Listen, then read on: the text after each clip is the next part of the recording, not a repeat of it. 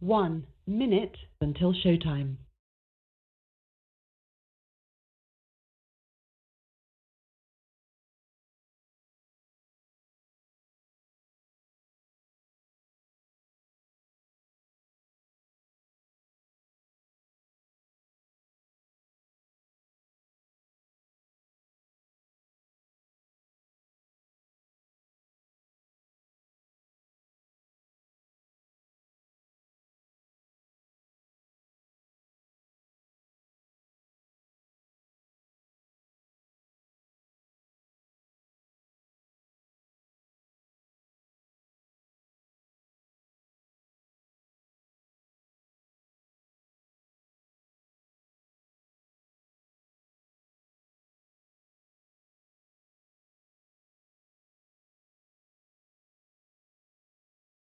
Your show will go live in 5 seconds. 4, 3, 2, 1.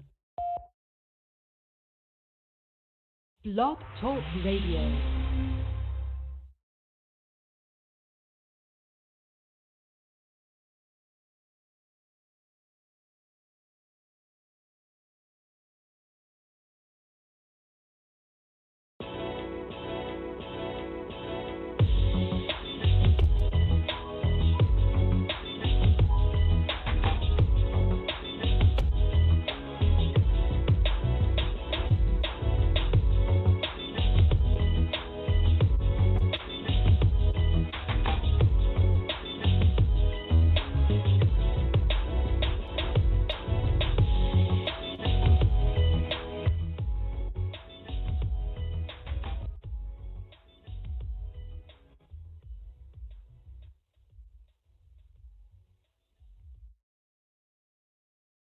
Four hosts, they bout to wreck shit like Marco. Addicted to the Giants like it's Netflix and Narcos. The CEO making big moves as per usual. Captain Negative calling everybody delusional. This podcast is number one. Like when you take a piss, so share the link and pass it. Like bitch, you're making splits and Mr. Make-A-Wish. The sophisticated click. I spit offensive lines now. Tim can take a sip of some beer because he likes the taste of it, right? Don't forget the New York Giants beat the Patriots twice. The sickest dudes eating chips and salsa like it's Victor Cruz. Win or lose, always gonna root for Big Blue. It's true, this a classic show. Tyree, catch it, bro. Play a drinking game while you listen and call it Plaxico. Take a couple shots. If it's funny, you can rewind. To bleed blue means it's in their jeans like Levi's. Eli, man in the shit, just like a sailor. Captain, we attacking bum rush like Lawrence Taylor. Podcast on point, the sharpest arrows. BBG, stay gritty like Mark Bavaro.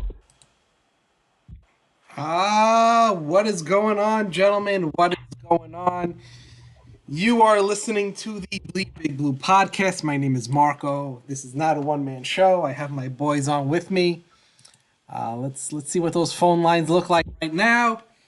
I got Captain Negative on, and we have a little special guest at the moment, and we'll give a round of applause. A little introduction. Is JP on the line? Hey Marco, how you doing? Good. What's going on, brother? Not too much. I'm getting a little too excited about OTAs. Football's getting too close. We are 99 days away from real football? A short, a little over 3 months? Yeah, it's getting close. I don't know if I should be excited or throwing up. James, are you excited or nauseous? Who, me? Yeah, you. I stay nauseous. I don't get excited over guys throwing footballs in their shorts and t-shirts. I sort of like to see them when guys are trying to hit them. So like all this OTA stuff, like as long as nobody like comes down on a knee and misses a season, if there's no major injuries or anything like that, no stupid shit, like to me that's a blessing in disguise. Get to training camp, get better every day, stay healthy. But I don't get excited about this OTA stuff. It's more like just glorified practices. I'll tell you what I am excited about. Tweet this out, share this out. Mm-hmm. Two-time Super Bowl champion Mark Collins will be joining us in around 15 minutes, probably from around 10:15. I think we have him till 10:30. And Marco, you know what I have to ask him, right? 1989. I still have bad dreams about it. It was his best season, and I need to know how he feels about Flipper Anderson. I need to know how he feels if he still wakes up in the middle of the night, like I still wake up in the middle of the night. So I'm very excited about Mr. Mark Collins doing it. Look at that. Look at that. I must say, I am not prepared for this interview with Mark Collins. So, How prepared do you have to be for Mark Collins? It's Mark Collins, for Christ's sake. Second round draft pick, 1986, right? Part of the Super Bowl champion team, right? It was a great cornerback for us for years. Right? He played for us for around 8 years. I looked at it before. But he was part of the 89 team that, went to the playoffs. He was part of the 90 Super Bowl team. Hard-nosed corner, made a lot of tackles, played with Pepper and Gary Reasons, who we've had on before. I want to get his take on Belichick. I want to get his take on what he's doing now. So I'm excited. I love having those the old school guys on. Yeah, I think it's really cool to hear their perspectives, just because the game's changed so much, right? I mean, nowadays the way the game is played and just overall the way it's looked at. I mean, hearing a perspective of an old school guy, I like to just hear what he thinks about the way cornerbacks even play nowadays. I feel like that's changed. Mm-hmm. Yeah, I mean, I think that's a great question, especially like when Mark Collins played. Mark Collins was one of the most physical corners in the league.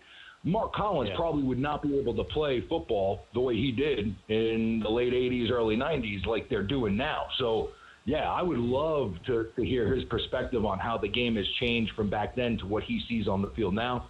I think he has a kid getting ready to go to college who plays football as well, so maybe we get a little insight on Junior Collins. But I'm fired up, man. I'm fired up. I'm excited. So he played from... Share this out, everybody. Mark Collins is coming up. He played from 86 to 1998. So, and did I tell you how we stumbled upon Mr. Mark Collins, Marco? I know the story, but I forgot it. Go ahead.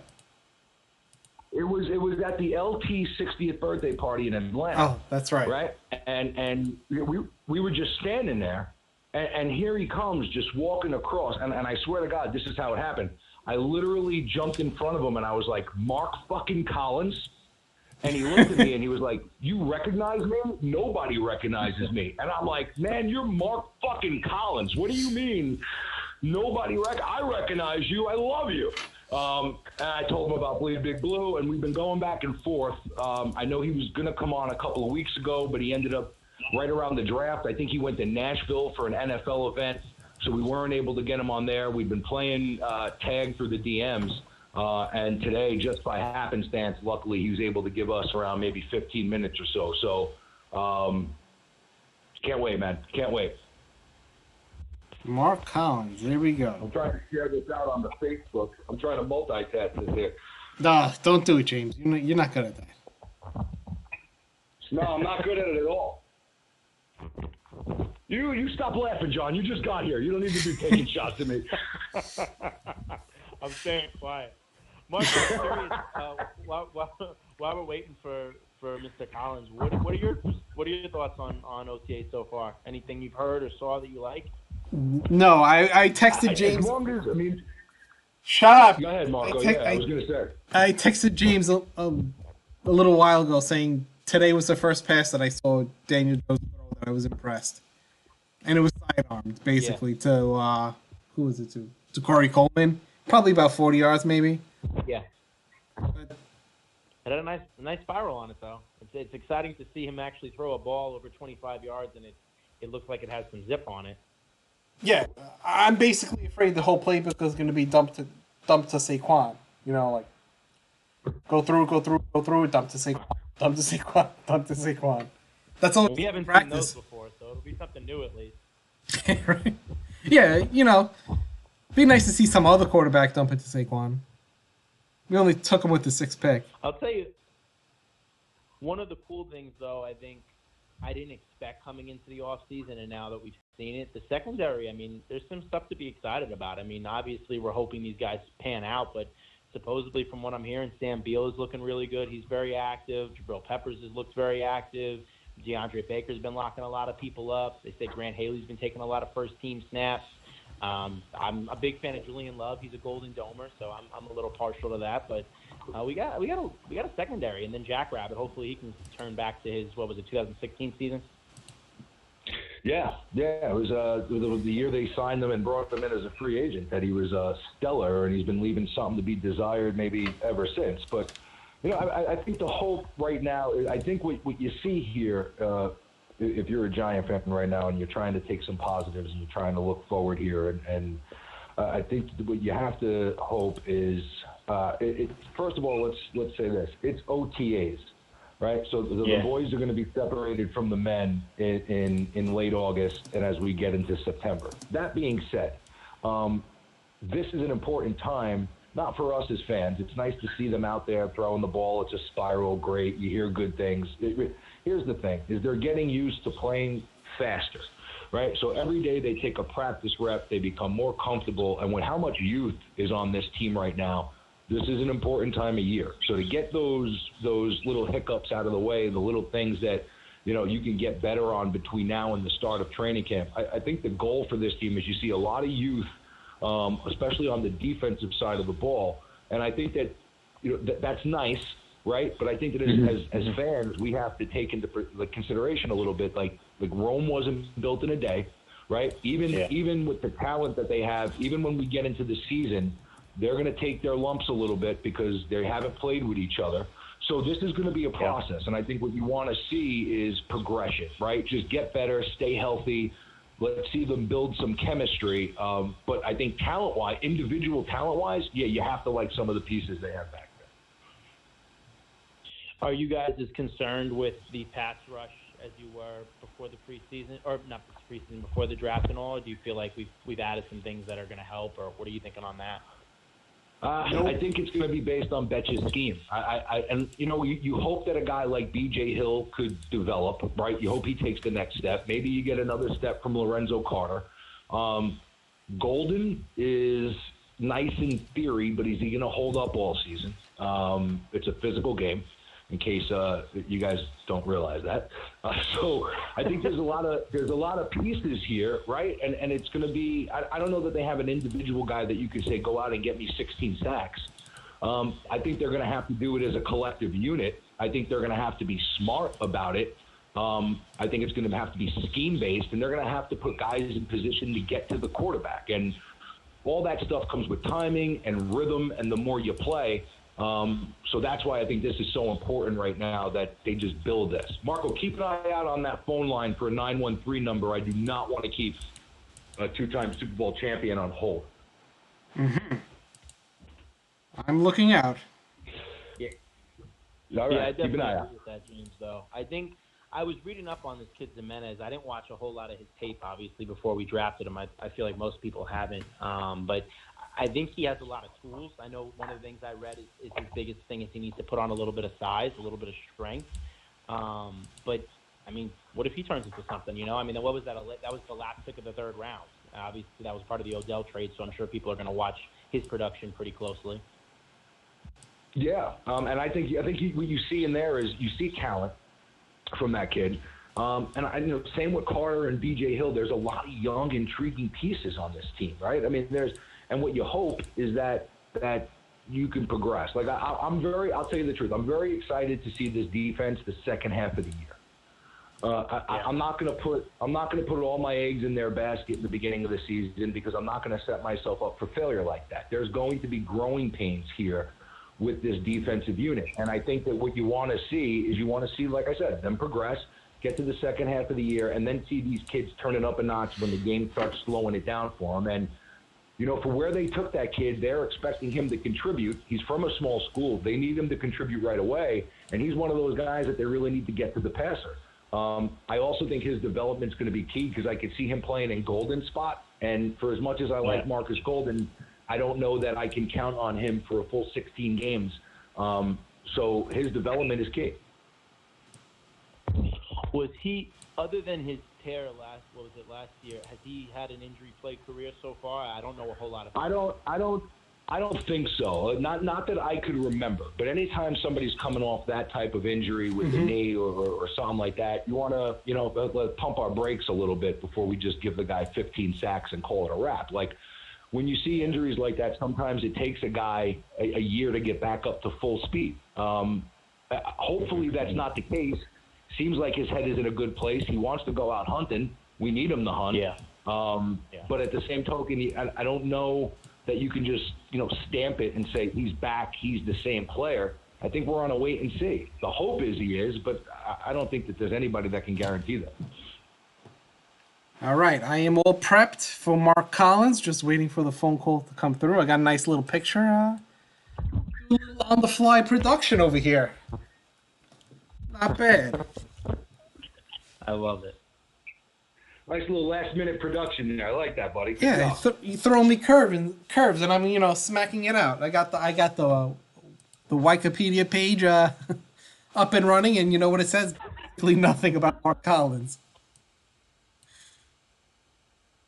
Am I crazy, or when I looked that up, that's not his picture?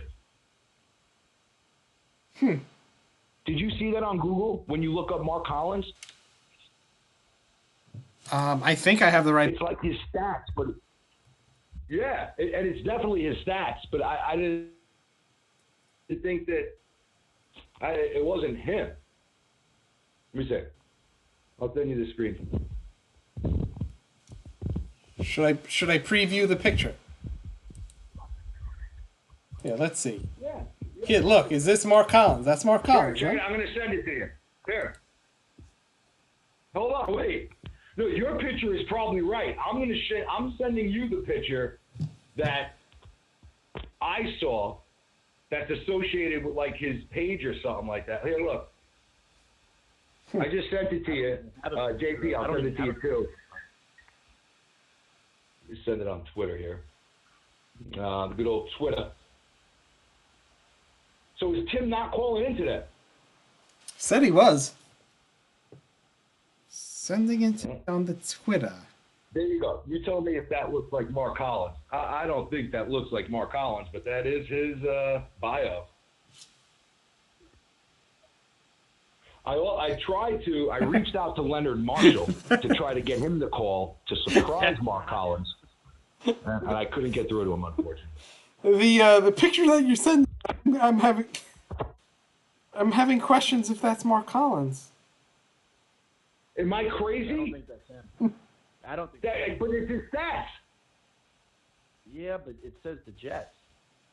Oh no, that's okay. Sorry. Yeah, right. I mean, it look that like you look at it and you click on it and it's him, but I don't think that. I think somebody screwed up the picture. Yeah, because last I remember, I mean, Mark Collins was an African American male. Yeah, he's not a white male. This is a white guy, I'm thinking. Looked like a white guy. Yeah. And I was like, that's definitely not Mark Collins. All right, is he? I think he's on the line. We gotta fix his Google picture. Oh, it looks more like I love it. I can't wait for him to come up. Is he on hold? He is now on live. Hello, is this Mark? This is the African American Mark Collins. Yeah. And guys, hold on. In full disclosure, I'm going through some allergies here, so my sound a little bit weird. I'm in Kansas City, and my allergies are really killing me. But I am the African American, two-time Super Bowl champion, Mark Collins. First team All-Pro 1989, number 25, Mark Collins. It is a blast to have you on the show. Thank you so much for giving us a little time today, Mark. We are excited to have you on. Thanks for having me, guys. I appreciate it. So Mark, how do we fix? Hold on, James. How do we fix his Google profile? I don't know. I'd love to do so. Guys, it's funny because I kept getting information that Google has messed up my profile picture with this guy who coached with the Jets and the Falcons and the Saskatoon Rough Riders and live there. And I'm going, hey, and I sent a message to Google, guys, that's not me. You missed the deal. And they have not responded. But, sometimes you gotta, you can't believe everything you feel on social media or on Google. So that's not me. And we'll fix it eventually. I got to tell you, Mark, you're much better looking than that guy. I got to tell you. I'm just going to say and throw that out there. Thank you. Going to throw that right out there for you, Mark. Mark, listen, it was a blast. I don't know. I know we've been going back and forth on Facebook a little bit, but I got to tell you, it was an absolute blast meeting you at LT's 60th birthday party. I'm sorry if you thought I was a crazy person when I jumped in. I was like, it's Mark fucking Collins. Stop it. You're fine. And I'm going to tell you, and thanks for doing that.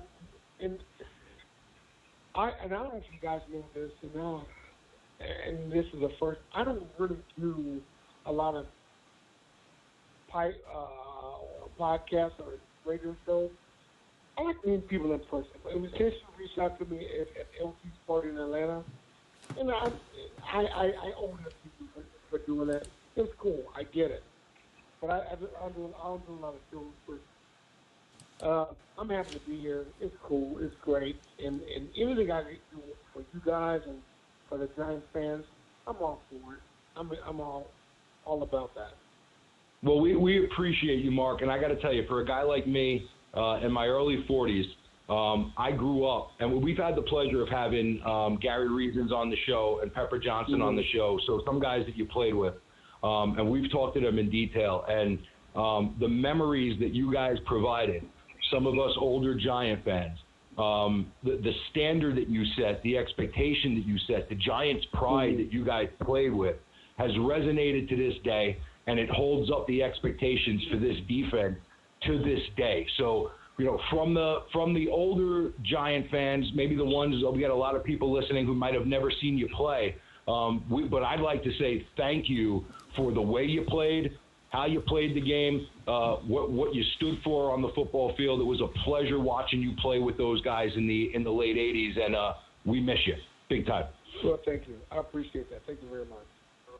Well, I know we only have you for 15 minutes, and I want to ask you a couple of questions. And I think, John, you had a great one that I think that we may want to start with. John, you want to ask about maybe the difference between?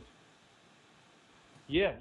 No, one of the things I was saying, and I know I've observed it as well, my dad's been a lifelong Giants fan. He's been watching for years. I mean, he was born in the 40s, so old school Italian guy from New York. And, one of the things he's always said to me is how the game has changed so much. And I'm curious from your perspective, watching the cornerbacks and defensive backs that play now, what do you think is the biggest change in the game from today versus when you played? I mean, I know you were a very physical corner, so you obviously, have firsthand of what that looked like.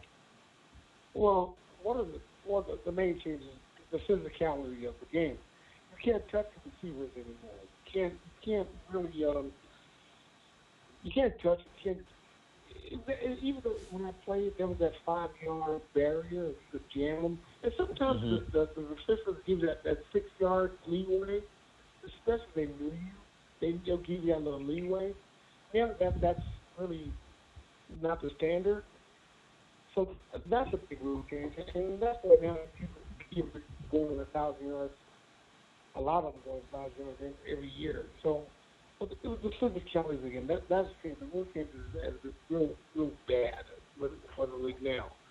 So rule changes has been the most detrimental part to the overall play of the defensive back, the quarterback game. But overall, the game is still a great game. It really is. It's a fantastic game. It's great. The league wants more scoring, more offense, more defense. So it is what it is. Still love the game. Still love it. Yeah. Mars, I got to ask, playing right into that physicality, right, the difference between today's game and that game, I think back to Super Bowl 25. And one of the questions that I have asked Pepper Johnson and Gary Reasons, and I'm curious from a defensive backs point of view, when Belichick and Parcells came into you to prepare for Buffalo, and they said, we're going to – I mean, because the Giants were predicated, right? I mean, you were one of those cornerbacks that came up and played the run better than I've seen in my history of watching football. So very physical team, stop the run. Which we will never see again, but continue. Yeah, right. I'm always a fan of how you played, man. So, like, when Belichick comes into that room and says, we're going to let this team run the football and we're going to pound these receivers, take us into the defensive room. They come in, they put out that game plan against the run and shoot offense. What was your reaction to that? Well, remember, we played the Bills early in the season, and we lost. I think we lost 21-17 or something like that. That was the game we lost Sims. Yes, sir. Yeah, we lost that game, and they did pretty decent stuff against us. So fast forward to that game plan when Belichick wanted, he felt that we should give something up. But Belichick felt that we should give up the run more than the pass, because back in the day, Buffalo's running game was a passing game. So Belichick was basically saying, let's give up the run more than the pass. And I remember succinctly, Carl Banks, Lawrence, and Pepper, and Gary, they said some words that I can't say on your podcast or in your show. Yeah, but no. And I remember it as if it was yesterday. The first few days I practiced, I didn't think the game plan would work. Neither North player on that defense thought it would work. We thought he was crazy, but we believe in Belichick. Unbelievable. And we bought into it. And remember, back in those days, we had 2 weeks. That week, Super Bowl, we had 1 week to prepare. So in 2 days, we had to buy into what he was saying. We bought into believe it, and it worked. And he was right. And he was right. He was right. He's a genius. He knew exactly what we had to do. And to the point where, you can't take away the Buffalo Bills offense. They were the best offense to me, other than outside the Houston Oilers on the Warren Moon, to score points, at a premium. But Bill Belichick knew you had to give up something. We gave up the run more than the pass. We did it. He was right, and it was, it was what it was. And I know Lawrence and Pepper and Carl and Gary and those guys, and then Marshall, they were, and even myself, we were going, man, this guy's nuts. But he was right, and we did it, and it worked. And that's why Bill Belichick's defensive game plan is in the NFL Hall of Fame. 100%. Yeah. Speaking of some stuff that we remember like it was yesterday, while I have you on the line, I have to ask you about this. In 1989, you were a first-team All-Pro, right? Mm-hmm. That team, Parcells is on the record of saying it might have been more talented than the 86 and the 90 team. He said the 89 team was maybe one of the most talented groups that he's ever coached. I still wake up with bad dreams to this day, screaming, Flipper. Yeah. That game against the Rams, the Flipper Anderson game. Take me into that, man. What was that like, Mark? I'm going to give you something that I've never talked about before. Even the guys from the New York Post and New York Newsday. After that play, I'll give you the whole landscape. When that play happened, 4 or 5 plays before that, I tackled Peter Houlihan, who was the tight end of the Rams, on the right sideline out of bounds. I slipped, and I fractured my ankle before that. Oh. So the Rams knew that. I played for it, and the Rams knew I was hurt, and they went to a no-water offense. And long story short, Ernie Zampese, the offensive coordinator with the Rams, knew that they wanted to hurry up, and they threw a deep ball over me, I went bump and run. I was there to make the play throw, we pass, touchdown. In a story. Rams win, we lose. I go to the locker room. I get X-ray. They saw the hairline fracture on my ankle. I go Oh my God! And then come out to the New York press, which there was tons of them, and we're going over the play, and we talk whatever, ad nauseum for 45 minutes. I go shower. A few days later, get on a plane, go back to my house in Southern California.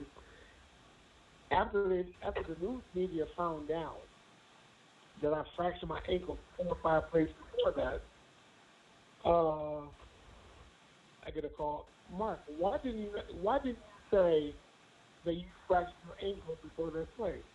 My point is this: to tell you, what does it matter? We lost. It was the game. It's no big deal. I didn't want the media to use, or me, or you guys to use that as who I got beat. Great throw, great catch in a story. I'm not about excuses. We lost. That was it. So, and that's the honest to God truth. That's the story. Here's the funny part about this whole story. When we're going, it gets even better. It gets better. So we come back at the 89. We win the Super Bowl in 1990. So Gabe Kaplan, I'm living in the Los Angeles area. Gabe Kaplan from Western by Carter has a radio show before a Laker game. So he invites Rick Anderson and Jim Everett to do with me. Okay, cool. I didn't know this until I got down there. I live in San Bernardino, Riverside area, outside of LA. I could drive down to the store. So they're there, and these guys, the Ram guys, are talking about this play, about the touchdown against the Giants. So these guys could go to LA, to San Francisco, to play for the 49ers, to lose. What anyway? So these guys. Yeah, they got. From what I remember, they went to San Francisco that year, and that game didn't go very well for them at all. Yeah, they got smacked. They got smacked. So these guys are talking about this play, and I'm sitting there. I'm going. Well, I can't say what I said. But I said, you got to be kidding me. You guys are talking about a play that was basically almost 2 years ago, and I'm sitting here with 2 rings. I said, listen, what have you guys done since that play? I went on the ring. You guys talking about a play. And these guys are sitting there looking stupid. And I'm going, this is unbelievable. You got 2 rings, and Jim Everett's famous for getting into a fist fight with Jim Rome. Oh man! It's unbelievable. But let me back up a little bit. But anyway, the Rams game 1990 or 89, it was a play. Yeah, it's all right. It's a play. But if some people got to hang their hat on that, that's all right. But I'm a 2-time Super Bowl champion. Yeah. Does that make it easier? Does that make, because I know that had to be heartbreaking, right? So, but does the fact that you walked away with 2 Super Bowl rings does it not bother you that play took place? No, it's just the opposite. It's just the play. Gotcha. It's like a dollar holding up. It's like 99 cents holding up a penny. No, the 99 cent moves on. The penny's just a penny. That's just a play. It's just a play. That one play does not even come close to my 13 years in the National Football League, with significant history in the National Football League, with one of the best organizations in all pro sports. Play. Yeah, I know, and it just sticks out as that play in '89. But the fact that I never knew that you had that happened on the ankle, and the fact that you stood in and played. I mean, man, that says a lot right there, Mark. Yeah, that's the whole part. See, that's where I've done broadcast media, I've done all this stuff. And sometimes I get if the platform is, no disrespect to anybody, but, let's look over the long period of someone's resume in sports, in anything. We tend to, in sports media, tend to talk about one play. I know it generates viewership and listenership, but look on the long haul of someone's career. And I know Jim very well. I don't know Flipper very well, but it's one play. What have you done? Well, I totally agree with you. I do not think when you look back on Mark Collins' career that you just think about the Flipper Anderson play at all. I think about the big hits in Super Bowl 25. I think about how physical you were in a corner, the big plays you made, the teams that were the successes that you had. But I know that just stuck in my claw as an 11-year-old kid, and it just stays with you, right? All these years later, you still see those plays, you remember that heartbreak, and I just wanted to hear your perspective of what exactly happened there on that play. Not to say that anything bad happened, but just such a monumental play in that season that I just wanted to hear your perspective on it. Now, Mark, I know that we met you at LT's 60th Super Bowl, 60th birthday party, right? Just to get your perspective, what was it like playing with Lawrence Taylor? You're drafted in '86. He's already established. You come into that locker room with Lawrence Taylor and some of those personalities. What was it like for a kid your age coming in there as a rookie second-round pick, with some of those personalities? And what was it like to play with the GOAT, Lawrence Taylor? I thought it was great. I mean, seeing Lawrence, Harry Carson, Jim Burt, George Martin, Marshall, Carl Banks, Terry Kennard. I just don't want to be the weak link.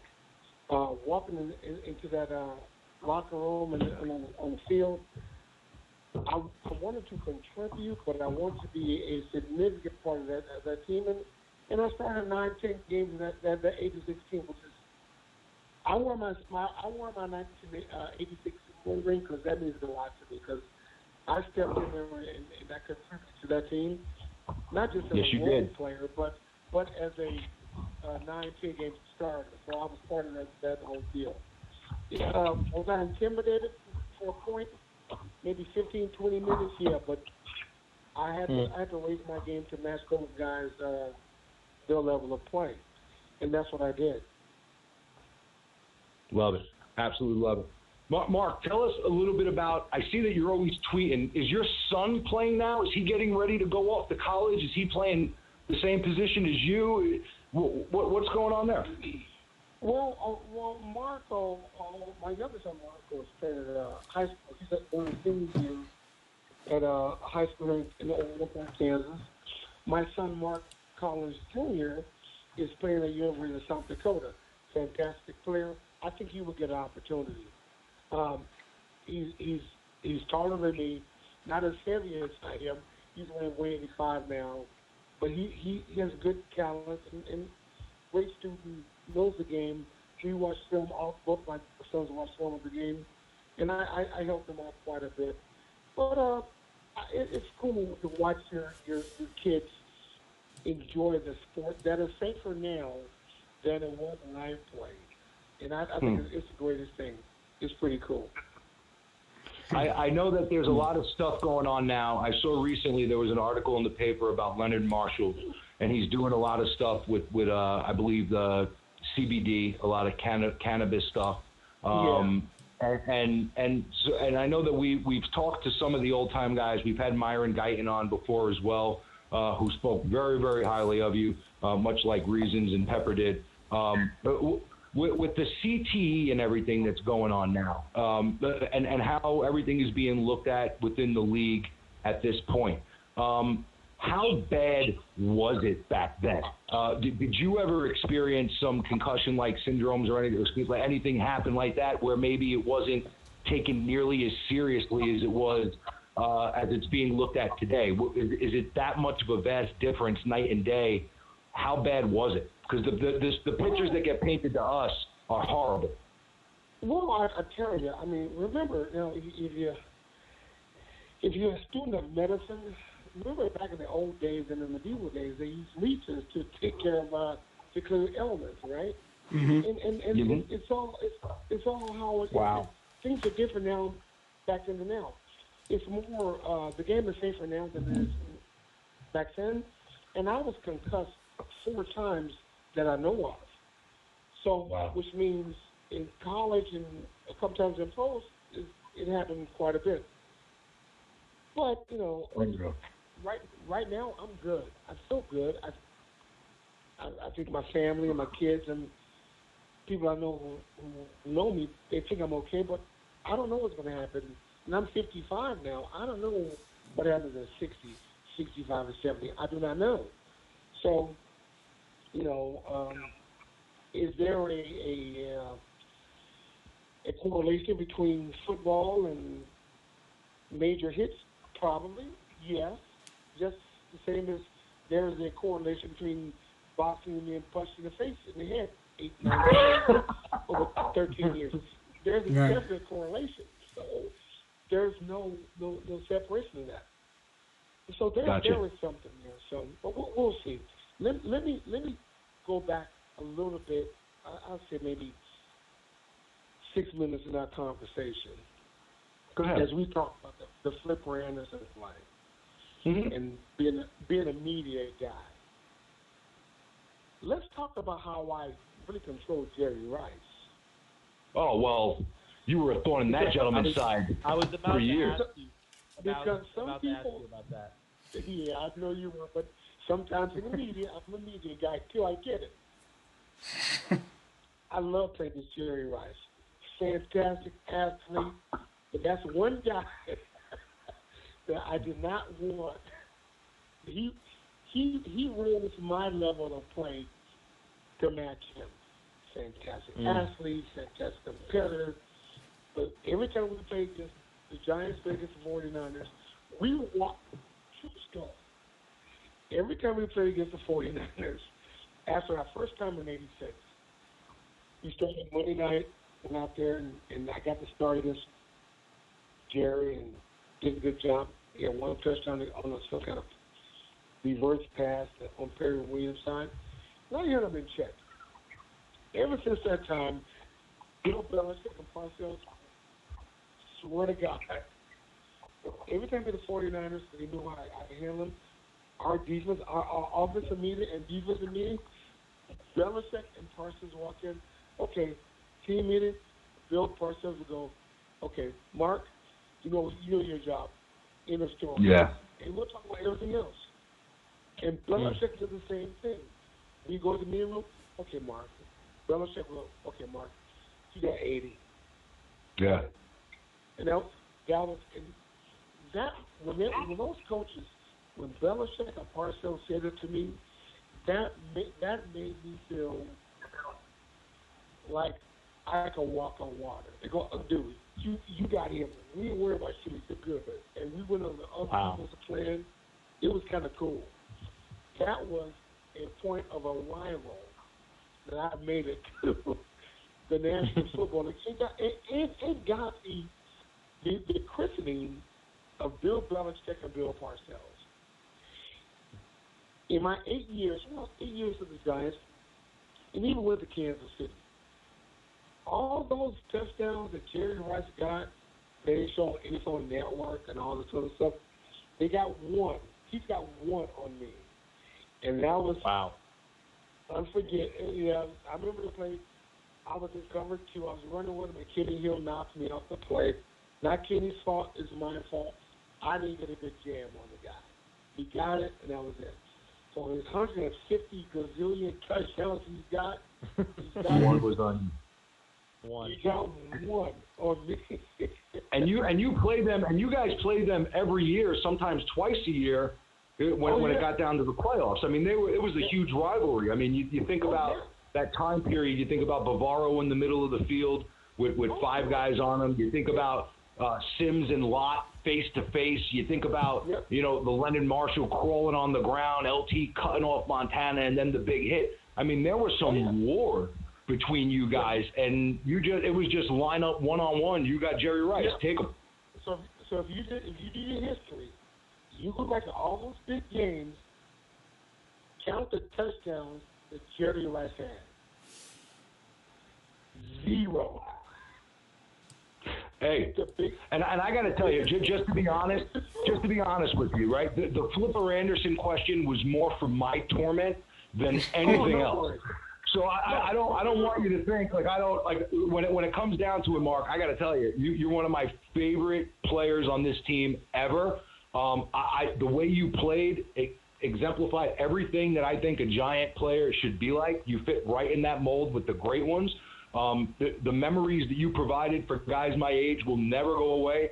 So I don't want you to think that we were trying to lowball you with that Flipper thing. I know that I have bad dreams about it, and I just wanted to hear your perspective on the play. That was it. I got it. But what is immediate? Listen, don't ever apologize. State your case, and I'll state. No. For you, For you, I apologize. No. No apologies needed. I'm just saying, state your case. I got it because I can rebut that. That's what you're supposed And Mark, to do. just to say, I looked it up. He had 208 total touchdowns. He had 1 on you. So I'd say you were in a pretty high percentile. I'd say so. That's what Bill Parcells said. You know, we got them from Kerry.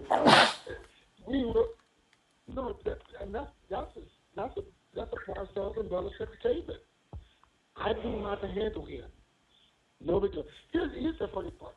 So check this out. And I don't excuse my allergies and stuff. You're fine, man. So, it's a pleasure having you on. Go ahead, babe. Here's my case. So I'm in the NFC East. So I got Art Monk. I got Michael Irvin. I got Chris Carter. I got Roy Green. I got John Taylor. And these guys twice a year. Yeah. So, so week in, week out, I got these guys to deal with. Top receivers. Okay? It's just amazing. So, and once again, Jerry West is the greatest receiver, and I'm not trying to say he's not, but this man is awesome. Yeah. He's awesome. But by the time I get outside the NFC East, Jerry Rice is, to me, going against Art Monk, Chris Carter, Michael Irvin, Roy Green. To me, he's fourth on the list. Wow. The toughest receiver I ever had to cover. That was my next question. It's Art Monk. Art was physical. He had a nasty attitude. He don't mind getting into a scrap every now and then. And I'm a physical guy. Art liked that. That was us. How about that? That is great. I love Michael's competitiveness. I talk to Michael in Vegas every now and then. Michael was like, man, I hated you. I just don't like you. But I respect you. And same with Chris Carter. Chris Carter, I'm going to tell you about CC. Here's a man who created that slot position. When Chris Carter moved from outside to inside, and you got a guy 6'1", maybe 6'2", 195, 200, who could move like he moved and create movement, Chris Carter created the slot position. He made that position famous. Because now you got a guy that big who could go in and out and create space. He made that position famous. Before Chris Carter moved inside, you never heard of the slot receiver. Because the slot receiver was your third best receiver. But when CC moved from outside to inside, he created that. He made the Amendolas and these other guys, and he made that position famous. Irvin, Never knew that. These guys are fantastic. I've done this for a living for many years. Look up the history of Chris Carter moving from outside to inside. That prolonged his career, and he created that position. Full stop. Full stop. That's why I love having these guys on the show, because the stuff that you hear and the stuff that they tell you, the inside stuff, like that, you don't get everywhere. So like that's amazing. I didn't realize that. I was a younger fan back then, and I watched them play, but I wasn't realizing Chris was moving inside or outside. So to think that whole thing, maybe this whole trend started with him, very interesting. Great point. Yep. So anyway, you never hear anything like that. Oh, that was just killing me. Any more questions, guys? Or are we done here? Yeah, man. You're let me tell you, it was a pleasure. Thank you for calling in. Yeah, thank you, Mark. I tried to get Leonard to come on to maybe surprise you. We couldn't get in contact with Leonard.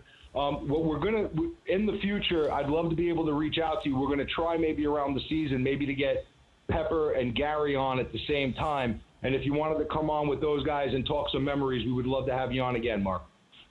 That'd be fantastic. And listen, I'll leave it this: Leonard Marshall deserves to be in the Ring of Honor of the Giants. Listen, his stats don't lie. I don't know how. And listen, I still believe Giants are blue. But man, Uemura and Tunk before Leonard Marshall, and Leonard's stats are better than those guys.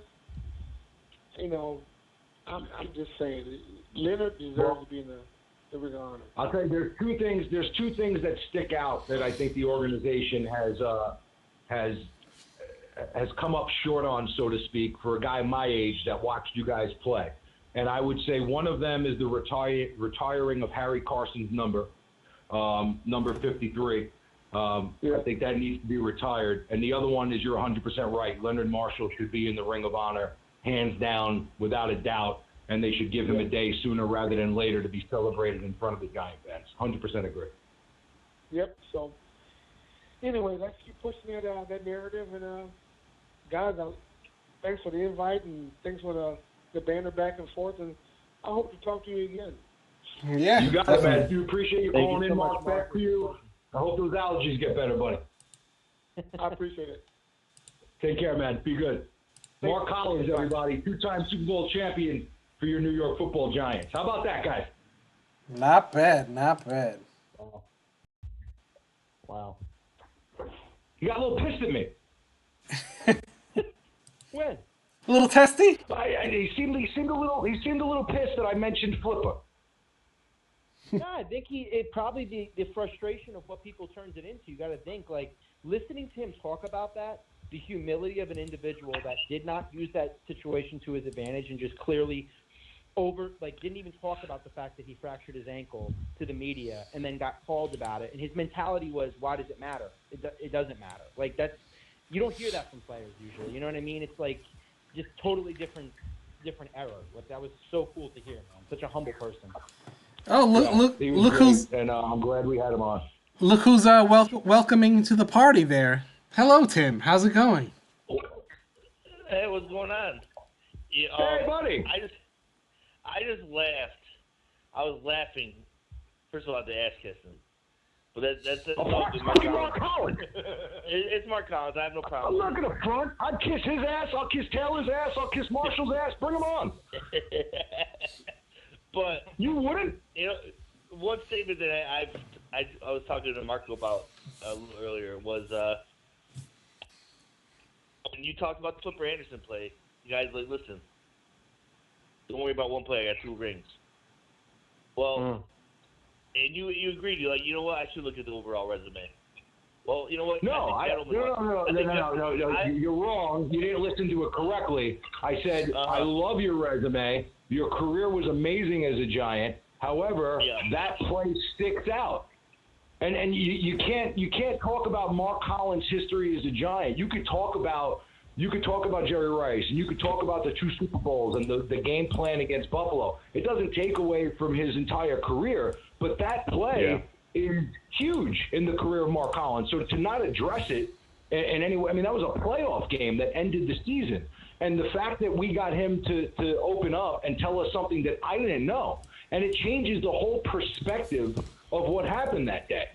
So, before he joins the show, I'm thinking Mark Collins got beat one-on-one by Flipper Anderson to end the season. And that's the narrative that I've had in my head since 1989. I'm not any less of a fan of Mark Collins. One, I want to get back. But you got to talk about it. I got two things. One, I want to get back to the fact that I love that you just gloss over two-time Super Bowl champion. As amazing as Mark Collins was, but his career is defined by that play. Or at least, no, I didn't. Let's say his career was defined by that play. Did you fucking listen to the interview? Yeah, I was. I was listening the whole time. Okay, so then what fucking part did you miss? Hold on. That it's more me. I'm sick of it. I still have bad dreams about it. I have Mark Collins on the show. I'm not going to fucking ask him about Flipper Anderson. What are we doing here? Okay, yeah, I'm going to ask you something, James, and be honest. When he said he fractured his ankle on the play. Yeah. Weren't you really thinking in your head, why the fuck are you staying in? No, I had my hand over my mouth because I was shocked that he said it. I was standing here with my hand over my mouth because I felt shocked that he said it, and it literally changed my perception of everything that happened that day. And now I'm going to go back and I'm going to watch the play on the sideline to see where he hurt himself. Oh my God! God. I didn't know that. But to think you have Mark Collins on, we asked him about Belichick, we asked him about the game plan, we asked him about Lawrence Taylor. How don't you ask him about Flipper Anderson? About Jerry Rice and all that. So I was listening, but I know the first thing I thought of was, why didn't you come out? Because Mark fucking Collins. It was different. Back then they didn't come out. A nice follow-up question. I mean, granted, we're not trying to piss off players. A nice follow-up question would have been like, well, it never occurred to me. No, it never even occurred to me to ask that because the type of player those guys were, they could have had a. Do you remember the game on the sideline with LT against the Saints on Monday Night Football? Right? Do you remember LT shaking back and forth that they were trying to tie his shoulder closer to his body? He basically played that game one arm. So now you're Mark Collins. You may have a twisted ankle. You don't know that it's a hairline fracture, right? You're just in pain. You're going to come out of the game in a playoff game? Bullshit. Who was the backup? I don't care. You would have had to drag me. Let me tell you, Tim, if that's you, they'd be able to take you off the field? You'd have to kill me to take me off that field. My point is, are you letting your team down a little bit? Not really. He didn't know it was a hairline fracture until he got in and got the X-ray. I think the mentality back then, though, it was always you play through. You play through whatever. I mean, it's a different game back then. It was a physical. There was no tent on the sideline back then, Jim, for him to go in and get checked at. It was rub some dirt on it and get back in the game. You got a receiver to come. You don't think the players are going to look at him and say, "Look at this guy standing on the sideline. He's our best corner. We need him." His mentality is going to be, "I got to make a play. I got to do my job." If Parcells and Belichick are saying, "We trust you. Like go guard Jerry Rice, no questions asked," he's not going to have the mentality that he's coming off the field. His mentality is he's a dog and he's going to go out there and fight. I think that's just a different mentality for guys like that. And I think that was the level. And I think that when you play with guys like LT. And you see him shaking on the sideline playing with one arm, I think that pretty much tells guys like, hey, if he's going to do it, I'm doing it. Right? Yeah. If the leader of the team, if the greatest player that ever played the game is going to play through an injury like that, then that sets a precedent for the rest of the team. And it says, you better be dead if you're coming off the field. I mean, guys cut their fingers off to play back then. Like, it was a different game.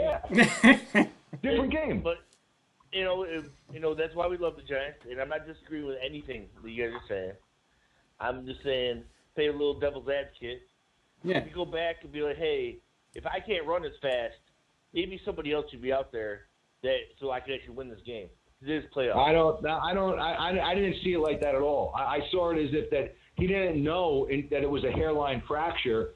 Like a hairline fracture, I know people that feel like they get hairline fractures. They feel like they twisted an ankle, right? Like you don't know that it's a hairline fracture until you get in and you get the X-ray done. Yeah, but this is what I heard. He goes, the coach on the other side of the field already knew he was hurt.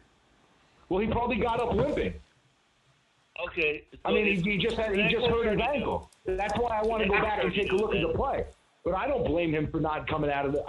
If he would have came out of the game, Maybe Nauseating. catch. All right, gentlemen. Let's Maybe they score on the play before that. let's see what's on the phone lines. Ready?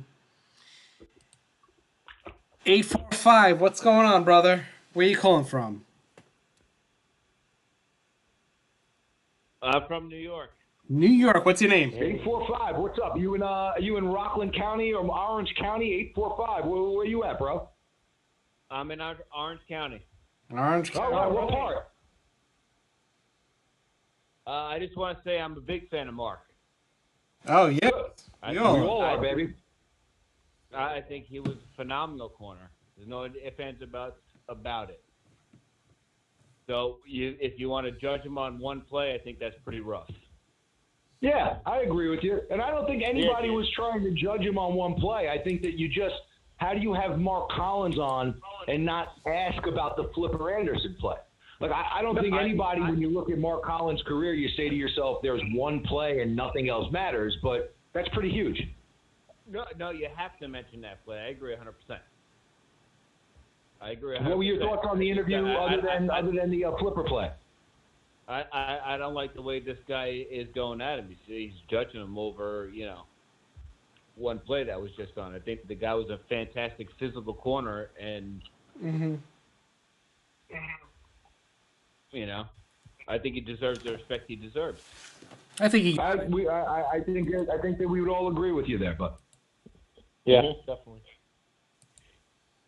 So, what do you think about OTA so far? So far, so good. I'm a little worried about the. I'm still not so happy with the Jones pick, but I think everything is going well. That's fair. You can't expect much more from the disasters the last couple of years, so I think things are going well. So you would have rather. Most optimistic about so far. I would rather definitely have picked the defensive back at that particular time. I'm sorry. I don't know. You picked the linebacker there, defensive lineman. Somewhere. I don't know why you would waste the number 6 pick. Sorry, that's just my opinion. No. You just gold star for this court. Gold star for Orange County. What part of Orange County are you from? I live in Walden. Well, Hey! give him. Why? Where are you from? Wait a minute.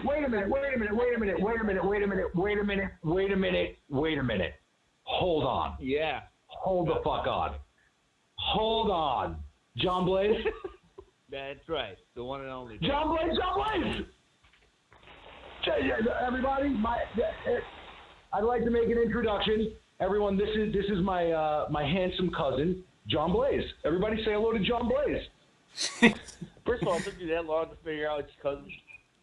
Yeah, I didn't know fucking clue. Usually he's sleeping. He's up at like 5 o'clock in the morning. He's like sleeping at 6 o'clock at night. What are you doing up so late, buddy? Was it the Mark Collins bit? I like I said, I'm a big Mark Collins fan. I have to say it, but I'm on vacation this week, so that's why I'm up. Look at you. Party time. Look at you, buddy. I'm so happy you called in, Fred. You just realized this is your cousin, James? I just realized this was my cousin. What a douche. James is He texted me on the other line. He never fucking calls in. Since when do you fucking listen? I've been texting you since like 10:15 since I heard that Mark was coming on, and now I'm getting on finally. Thanks, Dick. Oh well, we weren't taking. I'm sorry, John, but we weren't taking calls. I didn't know. I didn't see your text until I hung up with Mark because I was so into the interview. he was zoned in. I understand. It's okay. I'll forgive you this time. It's okay. I appreciate it, my friend. I appreciate it. Are you going to trade me the number 2 pick in the draft? I told you what you. I told you what it starts with. Okay? I know. You know what I'm not. You don't never take a running back at 2, John. Yeah, I know. Never. Well, thanks for calling in, handsome man. What crazy person would do that? Yeah. What's that? What crazy person would do that?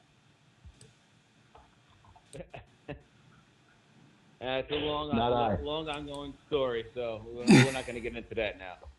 But no, you don't want to get me going on that. Yeah, then please don't get him going. I hear enough of it. I'm sure running you guys back do second too, overall. James might pass out on him. No. John Tarski. Please. I love it. Good times. I love it. Let's see. Man. Brian Doherty. Well, thank you for calling. Brian Doherty. Calling in, cousin. It's always a pleasure to talk to you. And I'm sorry I didn't get you on with Mark. I would have had to ask him a question or something. It happened last minute, so this was all put together real quick. So I'm sorry. Hey, it's no problem. I still love you. I love you too. Brian Doherty said the 6th pick is not a waste when you draft the best quarterback in the draft. So there are Daniel Jones fans out there. There definitely is. They're alive. Yeah, People have their pictures they're out of there. Daniel Jones. James And they're posting all of his every day. checkdowns and ranting about it. I don't doubt his athleticism, but I don't think he's that good of a quarterback to draft at 6, in my opinion. Yeah, I agree with you. I agree with you, cousin. You know, something I saw about him really kind of struck me, and I want to hear what James has to say about this because I know he'll have an opinion on it. But if you factor in the drop balls that he had, his completion percentage goes up from, I think it was like 59%, goes up to close to 70%. That's right around, what you'd expect from a college quarterback that you'd be looking at. So does that change any narrative for you if you look at the fact that he had nothing around him, or you still just, I'm not sold on him, period? Absolutely zero. I think that's I don't does that? For me, it It's changes. not a fucking excuse. It's not an excuse. Right? James, James. If you're the quarterback and you throw me the ball and I keep dropping it, it's not. I would have ripped your fucking head off. Look at Andrew Luck this year, though. Look at all the drop balls he had. You know what I mean? You got to factor that in to some extent. You can't just say it's like all right. There's a big difference between Andrew Luck and there's a big difference between Andrew Luck in the NFL and Daniel Jones at Duke. And when you watch Daniel Jones, all of his games, you have to take the good with the bad. Some of those passes and some of those drops, good balls. Not going to lie and say they're not, okay? But when you look at him as a whole prospect, okay, his ability to anticipate, his ability to go through reads, his ability to throw the ball in the windows, I don't know. So I don't take those into. I don't get hung up on them. They drop the fucking ball. They drop the ball. I still don't see where everyone just pencils him in as and says, "Oh yeah, this guy."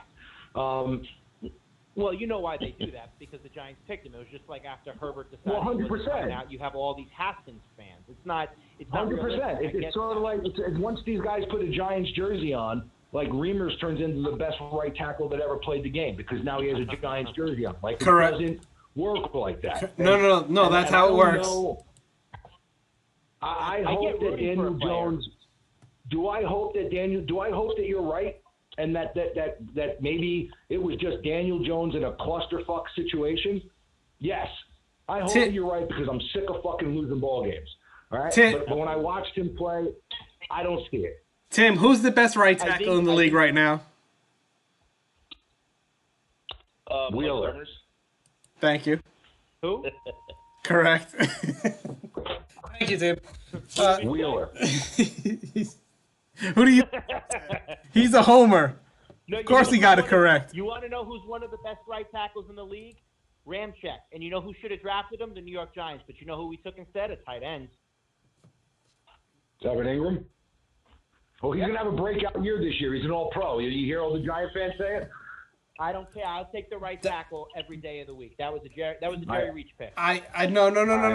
That's not who they wanted to pick. That's a John Mara pick.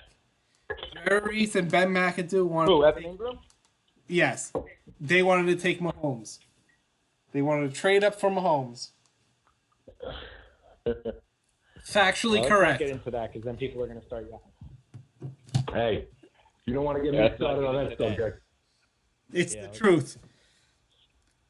we could spiral fucking downwards real quick. We could start talking about running back this second overall if we really want to get I'm in a good fucking mood. I just talked to Mark Collins, for Christ's sake. Don't get me going on that shit. I wanted to thank everyone for all the well wishes of going through my migraine spell. We had to cancel last week. A lot of people told me they don't know how I do 2 hours a week with James, and I say it's actually more than that. Behind the scenes, he's relentless. No, you Oh didn't. yeah, I give you a headache at least 4 days a week. Hey, I got to say, when I first met James, I wasn't a fan. But since then, James is a great guy. You just got to get past the exterior. Yeah, I'm a big softie once you get past the hard shell. You know, you get past that hard shell. There's a lot of soft ice in here. And you'll be fine. Don't talk about Odell Beckham or Saquon Barkley as second overall, and you guys can be friends. Yeah, it's all about the topic.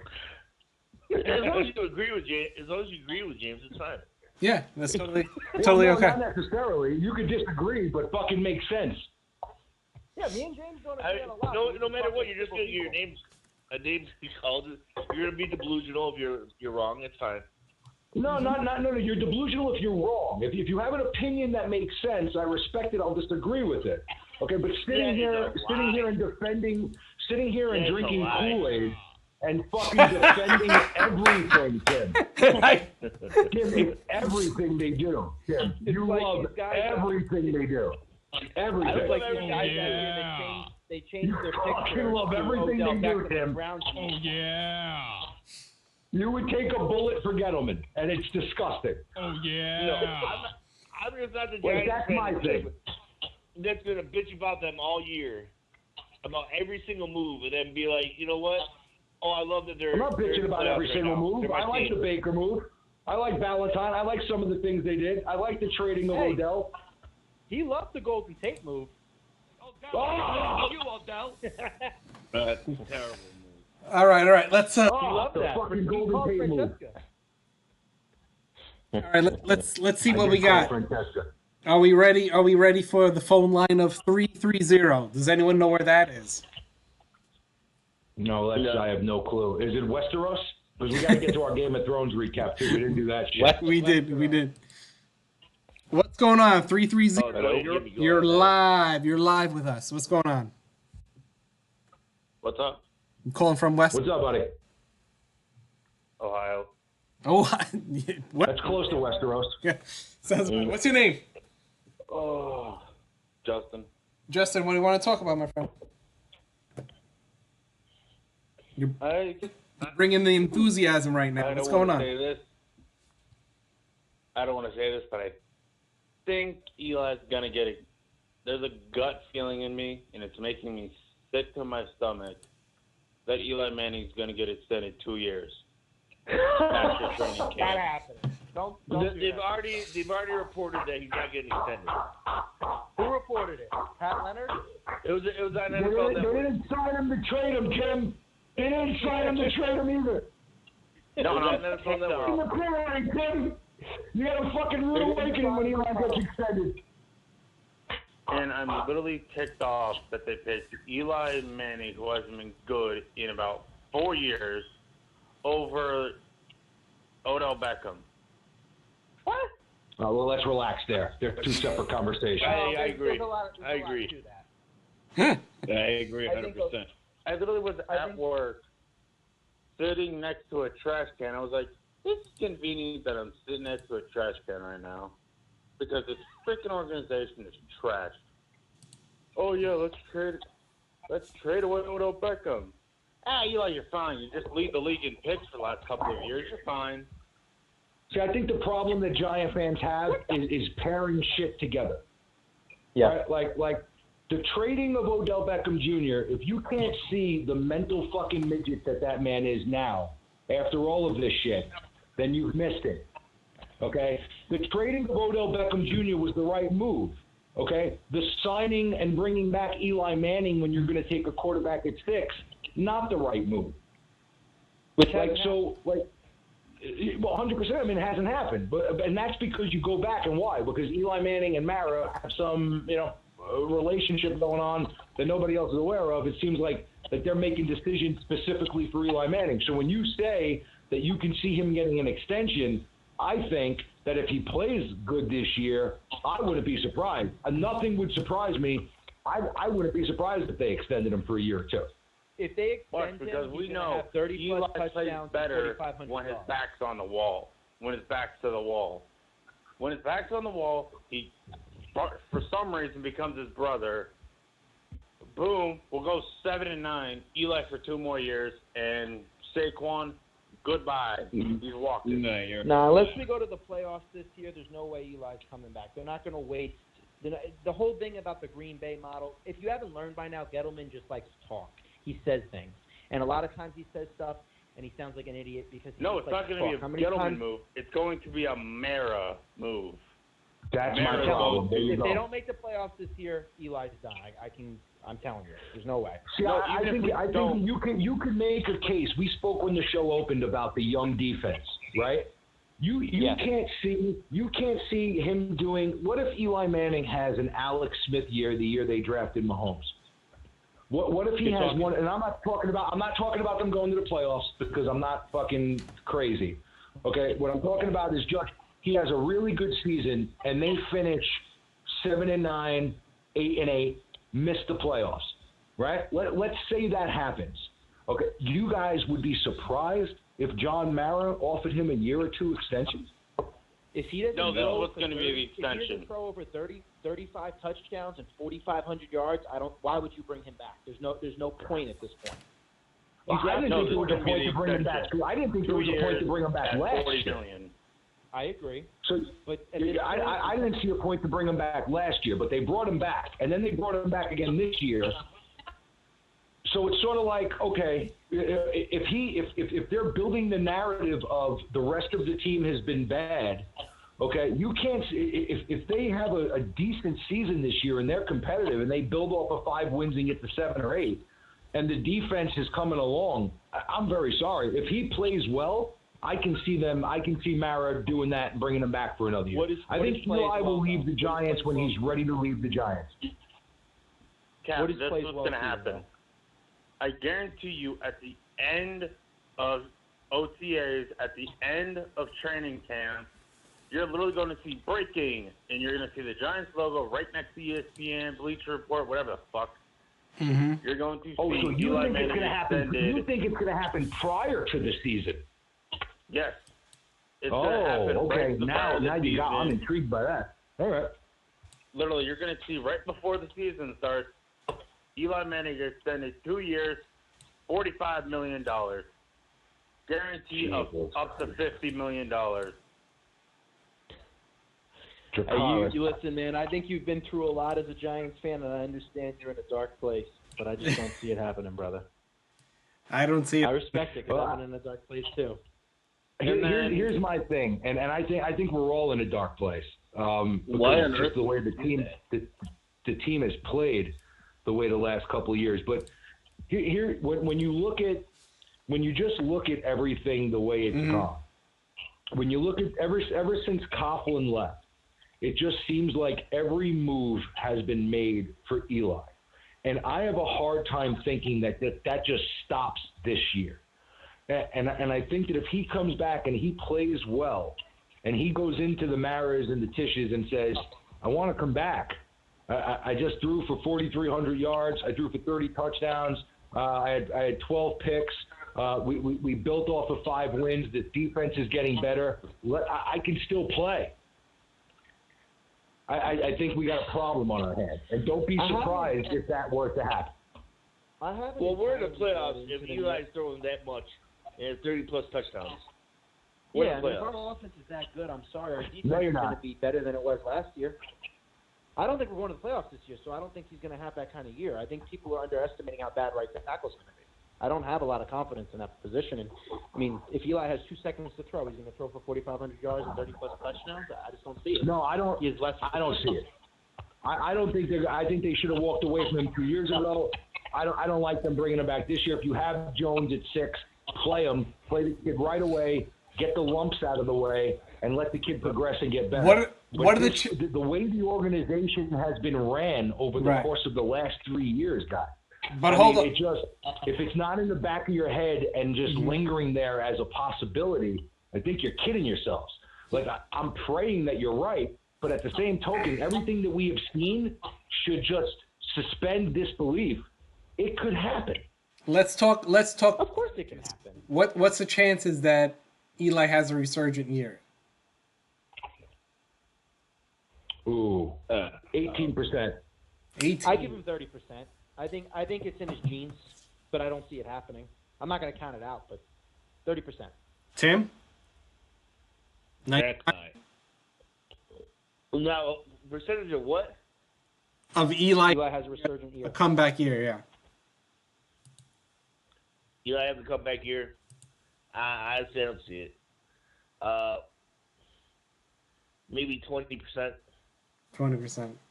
This is his final year. I don't see him having a comeback year. You said that last year. I didn't see him come back. I should have come back last year. But for the last 2 years, we've said that's what I'm saying, guys. For the last 2 years, we've been sitting here saying. Yeah, but now the contract is up. They got the second pick of the draft. They're not going to bring him back. They're going to cut him. Oh, they just shit the bed this year. They got the six. They're going to cut him. They're going to get the $17 million. This way they can use it elsewhere. Here he is. Yeah, but now his contract is up. Eli doesn't have Odell to bail him out anymore. Period. He's got Golden Tate though. You got your boy. All those yards. I don't know where they're coming from. Golden Domer. You don't get rid of Hall of Fame's talent. But Tim, he's got Golden Tate. You're telling me in the DMs about how good the offense is going to be. It could be all right, but you have run through. You're blowing up my DMs that they're going to be good this year. Rookie of the year. Without Golden Tate and Shepard and Ingram and Coleman, all these stellar options you have that are going to be so good. Well, once Jones gets in there, then yes. So now Jones is okay. All right, here we go. He's a little more mobile. Reality for a lot of the football. He's a lot more mobile.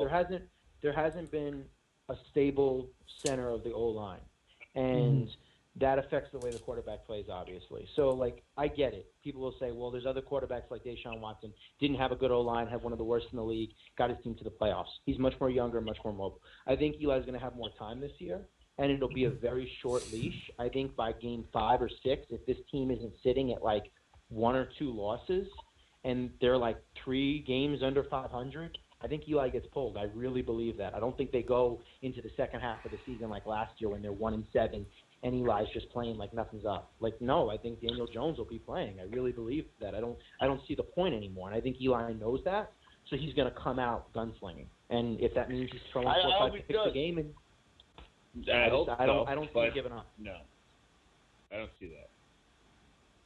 What do you see? I think he's out by week 10. See, I have a hard time. They have sold us. They were 1-10. What were they? 1-10, 1-11, right? 2 years ago. What were they? 1-10, 2-10, right? They were selling us a win streak. Last year, in the middle of the season, they were selling us a streak. We could win out. Run the table. For as much as I agree with you guys that yes, it should happen sooner rather than later, I just have a really hard time thinking that they are going to put Eli Manning on the bench in October. Like, I think that if there's a change coming, unless he gets hurt, you're looking at November, gentlemen. You're looking at mid to late November, maybe. Well, the guy that was pushing that streak last year to make playoffs was our leader, Odell. That was your boy, Odell. But you got to remember, they also didn't have Alligator on at 6 overall. They didn't have a guy they drafted at 6 overall either, sitting on the bench. So it's different. It's a much different time. And Eli's on his. No, I'm praying that you're right, man. I think that they should be playing him sooner rather than later. I don't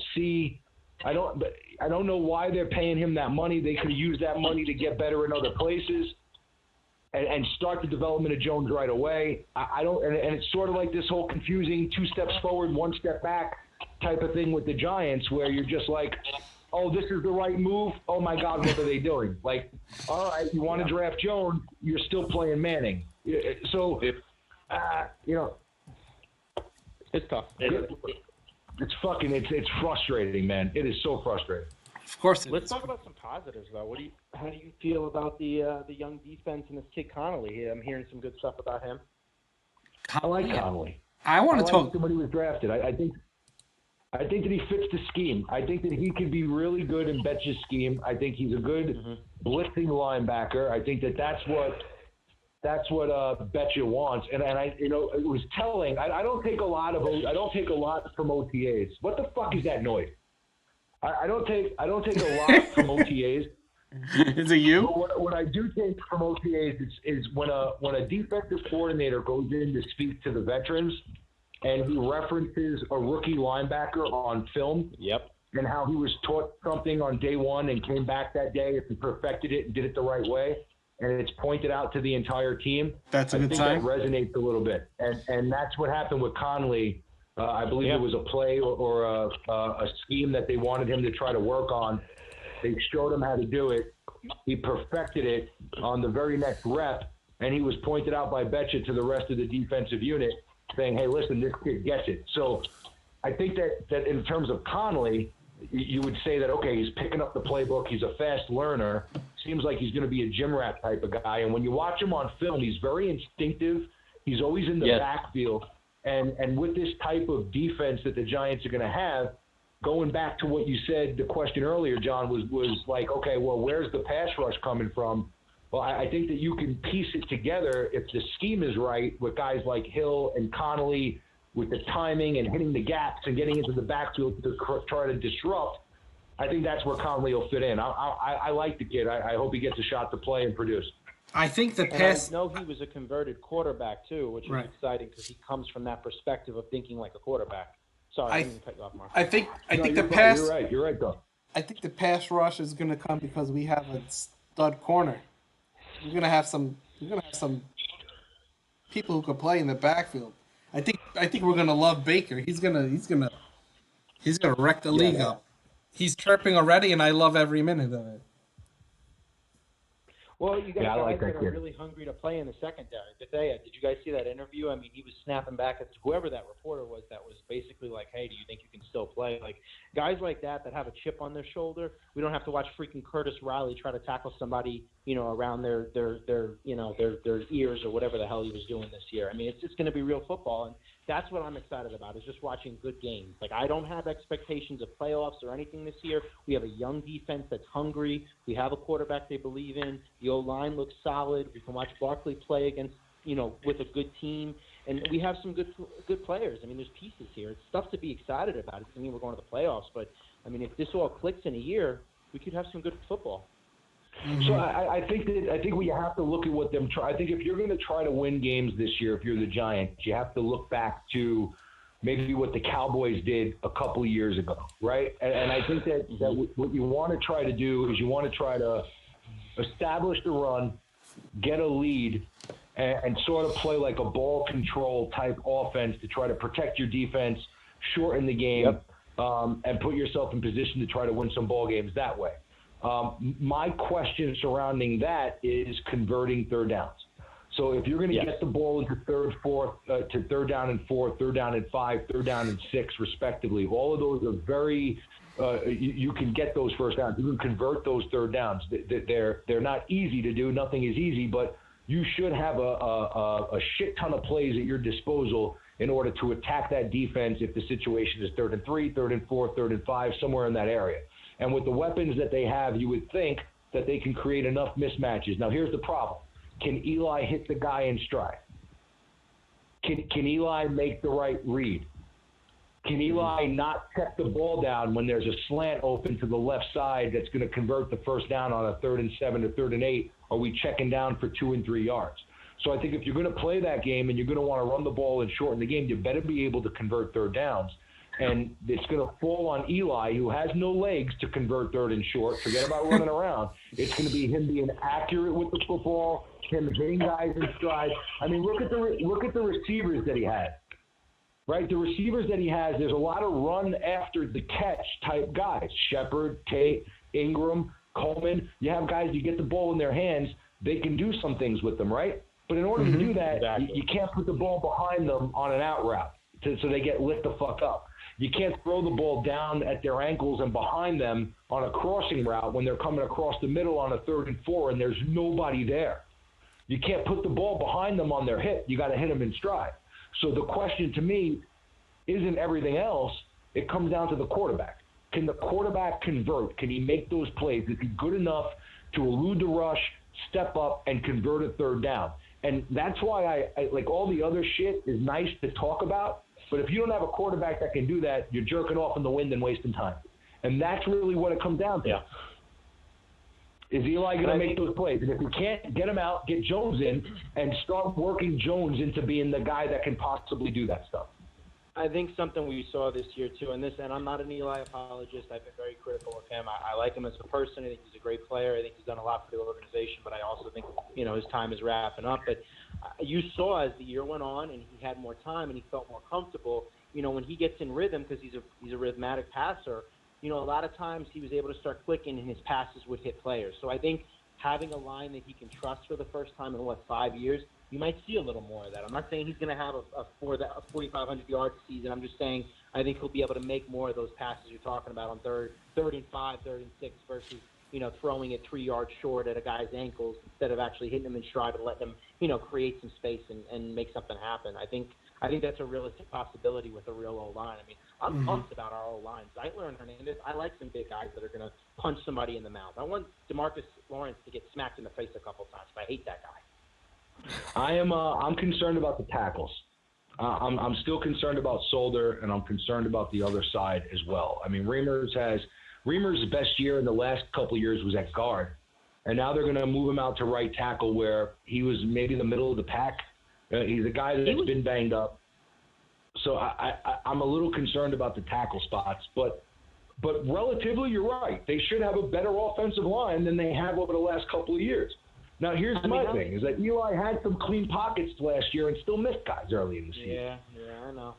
So like, I don't, and if you remember, and if we've watched Eli for the duration of his career, despite all of his accolades and everything that he's done, you can't tell me that it hasn't seemed to be really consistent, that sometimes on those routes, the ball's not where it needs to be.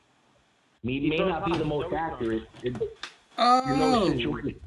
Looky what just came into my mailbox.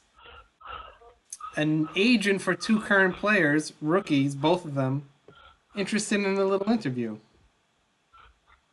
Oh, let's do it. Oh. Let's reply to that one.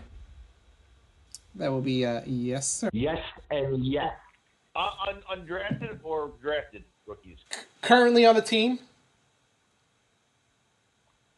So on a team? Currently on our team. Oh, on our team. Okay. Yeah. Yeah, giant players. Yeah, we'll interview them. We'll interview anybody. They want to come Just on? Just don't ask them about Flipper Anderson.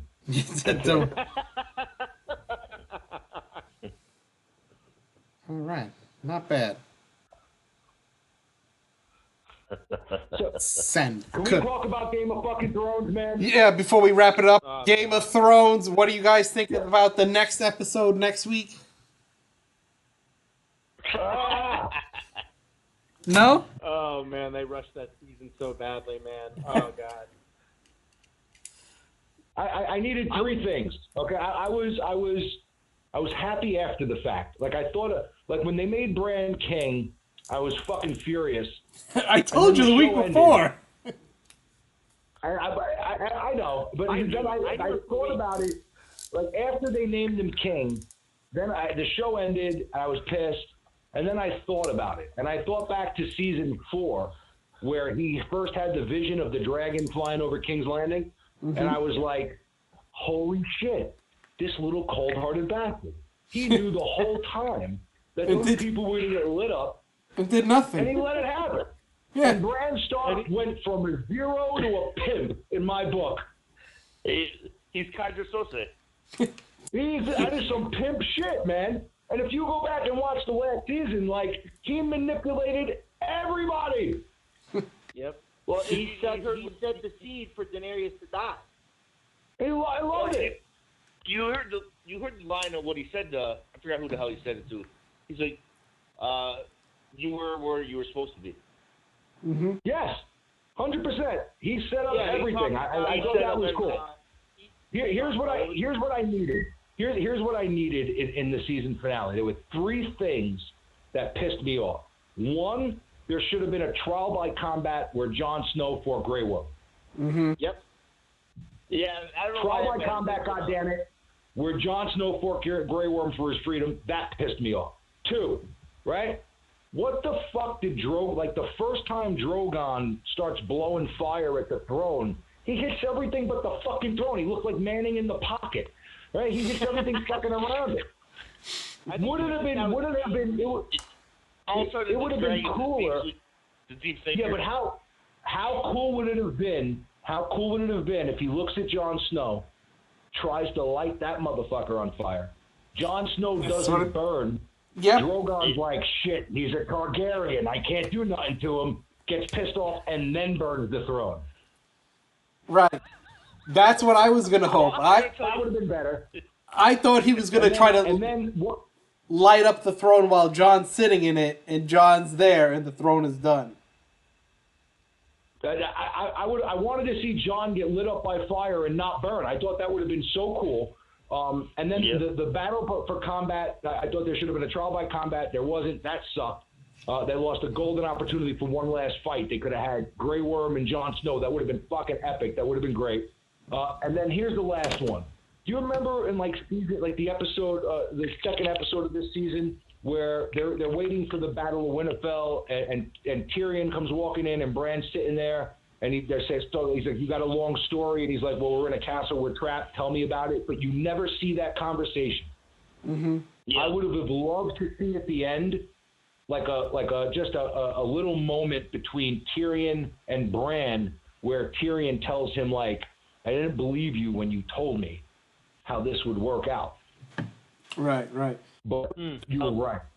They were like the whole season, they knew what was going to happen the whole fucking time. I thought that would have been cool. First of all, I totally agree with you, James. This is all the shit that you bitch about. I had some real issues with. First of all, Jon Snow's a little bitch. I'm going to tell you why he's a little bitch. First of all, the dragon took all evidence away. Took the body, took the sword. No one saw him stab her. So he ratted himself out. They knew exactly what happened. That damn honor. The gods saw him, Tim. The gods. The old gods and the new gods saw him do it. Who's on a fucking plane? They rat him out. So he rats himself out. So he deserves everything he got. And I got a real problem with who the fuck put the wall back up. When was this getting worked on? The wall's back up? They're busy with the wall. He had to go back to the wall. He had to go back to the wall, which is the worst job ever when you already know the White Walkers are gone. So you got the pointless job. And someone put the wall up. Whoever the construction workers were in that 2-month span. Kudos. Well, the whole wall wasn't destroyed, John. The whole wall, when they did that, they burnt down the middle of it. Like I didn't think the whole fucking thing was destroyed. Like it wasn't there. I just thought they separated that bitch down the middle. I didn't think the whole thing was gone. They took the big chunk down. They took down where everybody was staying. And here's you know what? It's a great point. Now that I'm thinking about it, it's a pretty good point because if there's a fucking hole in the middle of the wall that the army of the dead walk through, why the fuck is he walking? Why is he going through the tunnel? Exactly. Just walk right through the fucking middle of the wall. How about guys? Let's watch the weak point of the wall. The weak point of the wall is probably where the hole is. Technically, the hole is always the weak point. There was a lot of things that they never brought back together. You look at Arya, where she had that whole story. I forget the place she went to with no faces. Like that whole story, she used it one time. You know what I mean? Like they never bring anything back to that. John is the heir to the throne. You don't ever really hear anything about it. Like, him being the son was irrelevant in the end. Yeah, nothing. Jaime Lannister basically was forgiven for killing a king. John does what a king's right is to do. He kills a woman that's a mad woman that's going to destroy everybody to save people, and they're like, oh, well, you have to be banished by an individual that's going away forever and we're never going to see again. I mean, John was the most loyal and faithful one, and he got screwed. And everyone's like, oh, John. No, do the Unsullied seem like the type of people that would walk in the room and fucking Drogon's flying off with her body and there's fucking blood all over the place and Jon Snow standing there? Do they seem like they would be like diplomatic, like, oh, you know what, there's going to be a trial? They literally, first of all, they literally knew. They literally knew. She got stabbed. She flies away. She's dead. They fly her away. The next scene is fucking Tyrion's trial. I'm like, what the fuck happened? Like, he should be dead or fighting the entire Unsullied right now. Who the hell were on the trial, though? I didn't even know half of them. Was anyone else confused about how there was like 30 Dothraki and then all of a sudden there was like 10,000 Dothraki? Like, there was just like people coming out of nowhere, like everyone died. No, you know. And they're like, oh no, they're still alive. You know those guys fuck like animals. Those guys go at it. Everybody knows that the Dothrakis they use magic, much like the Mannings and the Jones family, and they can clone each other very fucking easily. Okay, so they can just put out test tube Dothrakis like it's going out of style. The show. I wanted the conversation between. I was good up until the point where. I'm sorry. Go ahead. Oh no. I wanted the conversation between Tyrion and Jon after the fact. After Jon stabbed her, Tyrion was like, "Dude, I gave you a choice. I didn't say kill her. All you had to do was say you were the king." You took it a little too far, Jon. You did what? You went over my helmet? Jon, back up, Jon. The part he went over my helmet. Though, was when Jon came up to the Night King in the middle of that field, right? And it's Jon and the Night King. And you're expecting this epic battle between the two of them. Finally, they're going to face off. And then the freaking guy raises all the dead and just walks away like a little... I'm like, come on. Like, this is the moment we're waiting for, and they don't even fight. It pissed me off. Like, even though you know what had to happen with Arya and Bran, still, like, give us a little fight scene. Let me get excited about something. Yeah, Arya kills the Night King with one shot out of nowhere. She never changes faces. I thought she was gonna choke out Cersei. None of that. Frustrating. What about the fact that Jon Snow? Okay, he's Mr. I can't tell a lie or to tell the truth all the time. But the one lie that he keeps is that he's king. Right. He can't help himself. The only one that doesn't help him out. Every other thing like shits on him, shits on the situation, and he's like, "Oh, I'm not bending the knee or any of that crap. I'm telling the truth." No, the worst. I'm saving the king stuff. The worst is Bran. I'm the three-eyed raven. I'm the three-eyed raven. I'm the three-eyed raven. You want to be king? Yeah. Oh yeah, I have no more. Good. I have no more wants. He's like, I have no more wants, and he's like, oh yeah, I'll be king, no problem. You want the throne? Fuck yeah. It's about time. I can't be Lord of Winterfell. I can't be Lord of Winterfell. You want to be king? Yeah. Why the fuck did I come all this way, John? And then his sister's like, oh, by the way, we're not going to kneel to you. Like, the Starks just took over everything. No, that wasn't even the most fucked up part. How about them going like, Bran should be king, and then fucking Sansa was like, his dick doesn't work. She's like, well, he should have children, so. She's like, you're going to make him king? His dick doesn't work. Like, right in front of everybody. It's literally what she said. Oh, my God. She was on her own, man. I just realized that, and I didn't change that. It's 100% correct. They're like, we're going to make Bran king, and this bitch, she got pissed. She was like, he can't fuck. How are you going to make him king? Oh, shit. Yeah. She was a little bitch anyway, because the fact is, she was mad that Jon Snow was banging Daenerys in the first place, and then she's the one that ratted everything out. Can you? He's king. Can you blame Jon Snow? What was the guy? Littlefinger? Yeah, she learned from Littlefinger. If Jon Snow his number didn't went up. If he just banged Daenerys right before the King's Landing thing, she wouldn't have burned everybody. she was fucking pissed off. She wanted to get out of it. Jon denied her the night before. He literally, she wanted to have been looking at him like, oh no, that motherfucker is burning. Well, it's amazing how much dick came into play, right? If John gave her the dick, maybe she doesn't go apeshit crazy and kill everybody. And then Sansa with the whole shot at that. I mean, hey, he can't. I thought that was so rude. I was like, oh my, put the guy on Front Street for Christ's sake. And it's your brother. James, fucking brother. You were so happy to see him, and then you're like, this son of a bitch can't give me a nephew. Like, why are you going to give him? And you know, and Bran saw it coming the whole time, right? Well, to be fair, you would think. To be fair, if you go back, you would think he would have turned to Sansa and been like, "Don't say it, bitch." I know what you're gonna do. I know what you're gonna say. You know what? Don't say it. To be fair, he did put Sansa on Front Street when he was talking about her getting raped. He was like really nonchalant about it when he's talking to her when he first got back to the King's Landing. Yeah, but wasn't that like a private conversation? Like she waited for in front of Robert Aaron?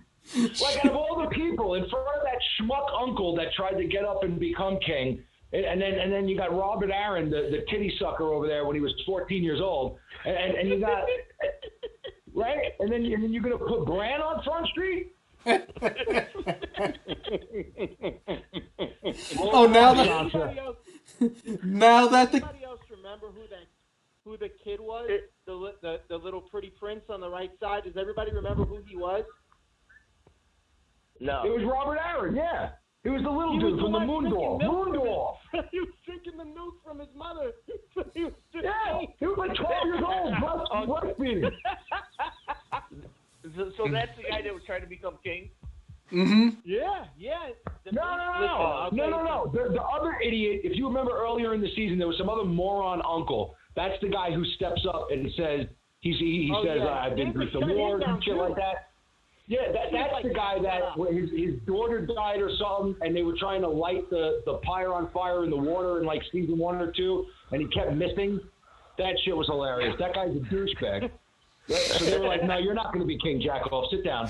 And then Robert Aaron was the head of the Vale. And he's sitting over there. Relax, ass. We can't even light a match. We asked you to light one match. You can't even get that up going. What's going on there? Yeah, now you want to be king? You can't even light the thing on fire with an arc. And now you want to sit down? This guy's like, Sansa has to be sitting there like, I got this moron, the titty sucker, his dick doesn't work. How am I not queen? Well, first of all, Sansa ran shit anyway. She was like, oh, you're going to be Bronze King? Well, we're independent now, so fuck you. You're not king to me. Oh, guess who's independent right here to the left. In all seriousness, though, everybody really got what they needed because Bran, he could lead with basically destroying the wheel like they talked about because he has no children he can give. There's going to be elections from now on, so that worked out that way. And Jon wanted to be free. I mean, he truly never wanted to lead. So I think they go into the forest and he, has kids and all that. I don't know. I'm trying to think happy. He's not allowed to have kids. Me off the ending. He's not allowed to have kids. He'll have kids. What is Grey Worm going to pop up out of a boat somewhere and say, hey, how you doing? I mean, he's just hanging out with wildlings. There was girls there.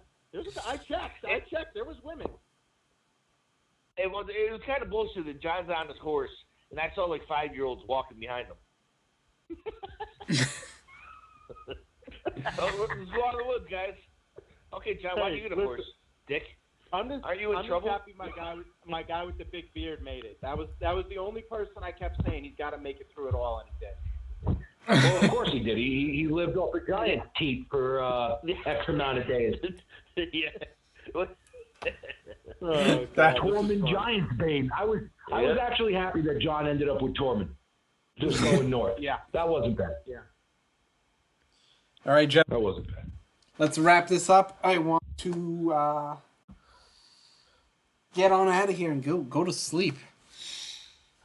Yeah, nighttime. Nice little show. Nice little surprise by Mark Collins calling in. Yeah, Mark Collins. Give him. Yes, that was very exciting. Good times. Good I times. was definitely underprepared for that, but I'll let you guys take that. Well, it's last minute, man. Anytime these guys are so hard to get a hold of, that if one of them just is like, hey, listen, I can call in, you're just like, all right, cancel everything. We'll have them call in. So, big shout out to Mark. Thanks for calling in, and that was great. That was great. Good show, gentlemen. Yeah, everyone, we will see you next Wednesday, and maybe a little before then. We'll see what happens. All right, Jim. Tim, JP, James. Later. Thank you, gents. All right, later. Yeah, thanks, guys. We really enjoyed it. It was a good time.